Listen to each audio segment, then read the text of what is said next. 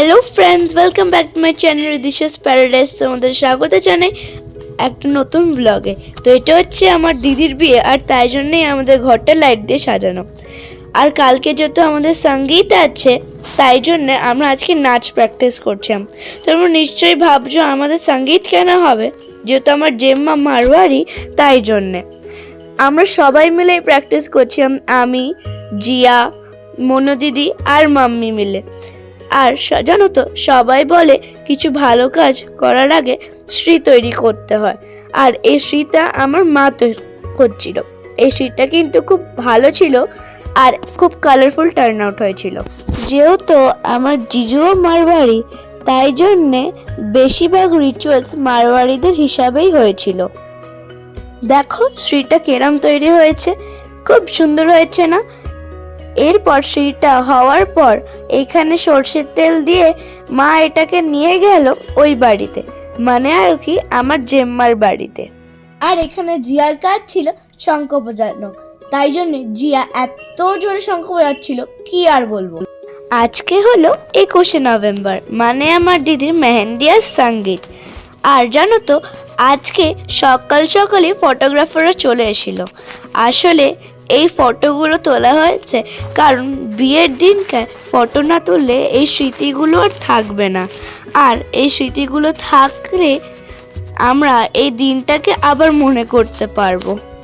তোমাদেরকে আমি আগেও বলেছিলাম যে আমার জেম্মা মারওয়ারি, তার সাথে সাথে আমার কারণ জিজু মারওয়ারি, তাই জন্যে সকাল সকাল মেহেন্দি আর্টিস্টরা চলে এসেছিল। আর জানো তো, এইখানে সব মেয়েরাই বসে বসে মেহেন্দি পড়ছিল, কিন্তু সবাই বলে যে মেহেন্দি পড়াটা একটা রিচুয়ালের মধ্যেও পড়ে। আই উইশ আমি ওখানে হতাম, তাহলে আমিও পড়তে পারতাম, কিন্তু যেহেতু আমাদের স্কুলে অ্যালাউড না হাতে মেহেন্দি পড়া, তাই জন্যে আমি ওখানে পড়তে পারিনি। সেই দিনকে অবশ্য আমরা অতটাও মিস করিনি। আমরা স্কুল থেকে আসার পর আমরা এখানে এসছিলাম, আর তখন দেখি সবাই মেহেন্দি পরে বসে আছে। তখন তাও কিন্তু সবার মেহেন্দি পড়া শেষ হয়নি, আমার মেজপিয়ার আম্মু তখনও পড়েছিল। আমি স্কুল থেকে এসেই ওখানে চলে গেছিলাম মেহেন্দি পড়তে। যেহেতু আমাদের আগেই বললাম তোমাদের, আমাদের অ্যালাউড না হাতে মেহেন্দি পড়া, তাই জন্যে আমরা পায়ে মেহেন্দি পড়েছিলাম। আর জিয়া গিয়েই আম্মুর সাথে গড়বড় খেলতে শুরু করে দিয়েছিল। দেখো এখানে সবার মেহেন্দি পড়ার পর এখানে মেহেন্দিরও ফটোশ্যুট হচ্ছে। তোমরা কিন্তু কমেন্টে জানাতে ভুলবে না তোমরা কারা কারা এর আগে কতবার মেহেন্দি পড়েছো। আসলে আমাদের সাথে সাথে আম্মু খুব খুশি হয়েছিল, কারণ তখন আম্মু আমাদেরকে অনেক মিস করছিল। আমরা যেহেতু পায়ে মেহেন্দি পড়েছিলাম, তাই জন্যে আমাদেরকে খালি পায়ে হাতে জুতো নিয়ে বাড়ি ফিরতে হয়েছিল। এরপর আমরা ছটপট করে রেডি হয়ে চলে এসেছিলাম সঙ্গীতের জন্য। সঙ্গীতের আগে ছিল মামাবাদ, যেখানে জেম্মা সবাইকে টিকা পরিয়ে ভাত খাইয়ে দিচ্ছিল। এই মোমেন্টটা আমাদের জন্য খুব ইমোশনাল ছিল, কারণ কালকে দিশা দিদি চলে যাচ্ছে নিজের শ্বশুর বাড়ি। আর এই মোমেন্টটা যেহেতু আমাদের জন্য খুব ইমোশনাল ছিল, সবাই আমরা কেঁদেছি, তার সাথে সাথে জিয়া এতই কেঁদেছে ওকে তো থামানোই যাচ্ছিল না। তোমরা জানো জিয়া একটা বড় পাগল, আর ও বলতে শুরু করে দিয়েছিল কালকে দিশা দিদিকে যেতে দেবে না, দিশা দিদি বিয়ের পর এখানেই থাকবে। আই উইশ এটা যদি হতো খুব ভালো হতো। এরপর সঙ্গীত শুরু হয়ে গেল, আর প্রথমেই আমাদের পারফরমেন্স ছিল। Just to make this day special for Disha দিদি, আমরা সবাই নেচেছিলাম। আই উইশ আমি গানগুলো ব্যাকড্রপে দিতে পারতাম, কিন্তু যেহেতু কপিরাইট হতো তাই জন্য আর দিতে পারলাম না।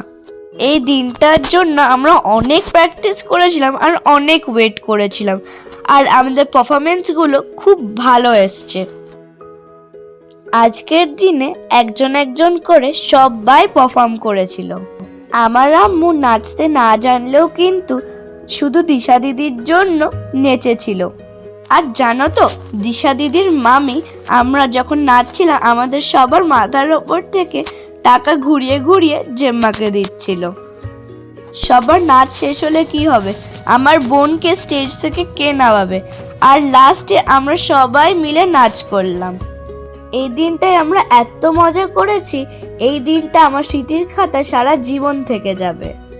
আজকে হলো 22শে নভেম্বর, মানে আজকে দিশা দিদির জন্য দ্য বিগ ডে। আর সূর্য ওঠার আগেই আমরা সেরে নিলাম দিশা দিদির দধিমঙ্গল। আজকের দিনে নাকি সবাই বলে যার বিয়ে তার সাথে তার বোনদেরকেও বসতে হয়, তাই জন্যই আজকে আমরা 4 বোন মিলে একসাথে বসে আমরা খেয়েছিলাম। এটা ছিল দিশা দিদির বিয়ের আগে আমাদের 4 জনের লাস্ট খাওয়া। যেহেতু এটা হচ্ছে সূর্য ওঠার আগের রিচুয়াল, আর তোমরা জানো জিয়া খুব ঘুমাতে ভালোবাসে, তাই জন্য জিয়ার এখানে কোনো ইন্টারেস্ট ছিল না। এরপরেই জিয়া চলে গেছিল ঘুমাতে, আর আমরা সবাই মিলে গেছিলাম দিশা দিদির বিয়ের জন্য জল নিতে। সবাই বলে বিয়ের দিনকার সবার আগে গঙ্গা মাকে নেমন্তন্ন করতে হয়। যেহেতু আমাদের বাড়ি থেকে গঙ্গা অনেকটাই দূর, তাই জন্য আমরা পুকুর থেকেই জল তুলেছিলাম। যেহেতু জেম্মার পায়ে খুব প্রবলেম, তাই জন্য এই রিচুয়ালটা মাম্মিই করেছিল। সবাই বলে জল তোলার সময় অ্যাটলিস্ট 5টা ম্যারিড ওমেনকে থাকতে হয়, কিন্তু আমাদের বাড়ির রিচুয়াল ছিল এই 5টা ম্যারিড ওমেনের সাথে একটা আনম্যারিড গার্লকেও থাকতে হয়। তাই মাঝে একবার মনু দিদি যাচ্ছিল আর একবার আমি যাচ্ছিলাম, আর জিয়া ও তো ঘুমাচ্ছিল। আমাদের বাড়ির নিয়ম হলো এই কলসিতে একটা আনম্যারিড গার্ল স্বস্তিক আঁকবে, আর এই স্বস্তিকটা আমি এঁকেছিলাম। এটা আমার জন্য একটা খুব ভালো লার্নিং ছিল। আর এই স্বস্তিক আঁকতে আমাকে মনু দিদি হেল্প করেছিল। তারপরে শুরু হয়ে গেল দিশা দিদির হালদি। আর এই হলুদ কোটার সময় কিন্তু আমাদের বাড়ির রিচুয়াল অনুযায়ী কিন্তু 5টা ম্যারিড আর একটা আনম্যারিড ওমেনও থাকতে হতো, তাই জন্য এখানে মনু দিদি পার্টিসিপেট করেছিল।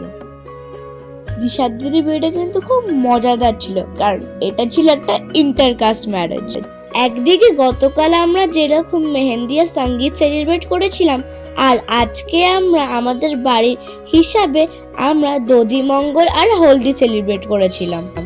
আমার মনে হয় এইসব রিচুয়ালসগুলো কিছুই না, শুধু এই দিনটাকে স্পেশাল করার জন্য, যাতে সারা জীবন আমরা এই দিনটাকে মনে রাখি। আজকের যেহেতু হলদি ছিল, তাই জন্য আজকের দিনটাকে কালারফুল করার জন্য আমরা সবাই ইয়েলো ড্রেস পরেছিলাম। তোমরা কিন্তু কমেন্টে জানিয়ে তোমরা হলুদের দিনকায় ইয়েলো কালার ছাড়া কোন কালার পরতে ভালোবাসো। এরপর আমরা যে পুকুর থেকে জলটা এনেছিলাম, ওই জলটা দিয়ে দিশা দিদিকে স্নান করানো হচ্ছিল। আর এরপর শুরু হলো আসল খেলা, মানে আর কি হলুদ দিয়ে রং মাখানো। আর মাম্মি সবাইকে যে কিভাবে হলুদ মাখাচ্ছিল কি আর বলবো। আর শেষে তো আমাকেও ছাড়েনি, যে যাকে পেরেছে সবাইকে ধরে হলুদ মাখিয়েছে। আমার তো এটা বেশ মজাদার লেগেছে। এরপর ছিল নান্নির মুখ, আর তারপর আমরা সবাই তাড়াতাড়ি রেডি হয়ে 3টের মধ্যে চলে গেছিলাম মেন বিয়ে বাড়িতে, কারণ করণ জিজুর আসার কথা ছিল বিকাল 4টের সময়, আর দিশা দিদির বিয়ের লগ্ন ছিল বিকেল 6টার সময়। কিন্তু গিয়ে দেখি জিজুর আসতে বেশ দেরি। ভাগ্যিস দেরি হয়েছিল, আনলে আমরা ফুচকাটাই খেতে পারতাম না। জিজুকে বরণ করার জন্য we all were waiting very eagerly. Anyways, it was my first time being a Sally. আমি যে কতদিন ধরে কত মুভি দেখেছি জুতো চুরি কিভাবে করতে হয়, আমি আজকের দিনটার জন্য ওয়েট করছিলাম যে আমি কখন জুতো চুরি করব আর টাকা পাবো। যেই না জিজু ঢুকলো, আমরা এত ডান্স করেছি কি আর বলবো। জানো, আমরা যখন দিশা দিদিকে নিয়ে আসলাম জিজুর কাছে, it was a dream moment for আস।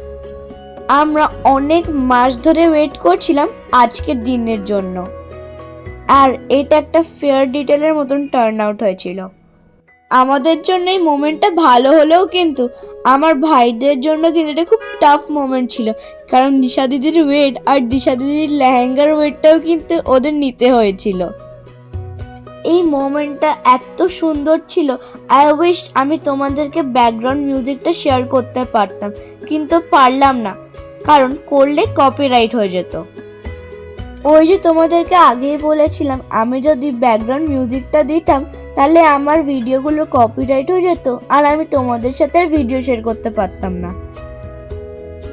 জানো তো, আমি যতটা খুশি হয়েছিলাম জুতি চুরি করে, তার থেকে পাগল তো জিয়া হয়েছিল। ও বলছিল তুই আধা জুতো নিবি, আমি আধা জুতো নেব। জিয়া এত পাগল হয়ে গেছিল, ও বিয়েটাকে এনজয় না করে ও জুতো কিভাবে লোকাবে ওটা নিয়ে প্ল্যানিং করে যাচ্ছিল। আর গোটা বিয়ে বাড়িটা ও নিজের লেহেঙ্গার নিচে জুতোটাকে লুকিয়ে রেখেছিল। এটা হচ্ছে আমার বোন মিষ্টি, এর সাথে আমি পুরো বিয়ে বাড়িটা এনজয় করেছিলাম।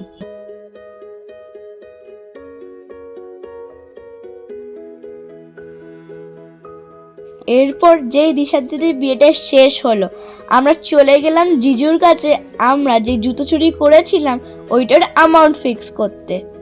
আমরা মুভি দেখে কিন্তু বেশ ওয়েল প্রিপেয়ার্ড ছিলাম আমাদের কত টাকা লাগবে আর কত টাকা আমরা চাইবো।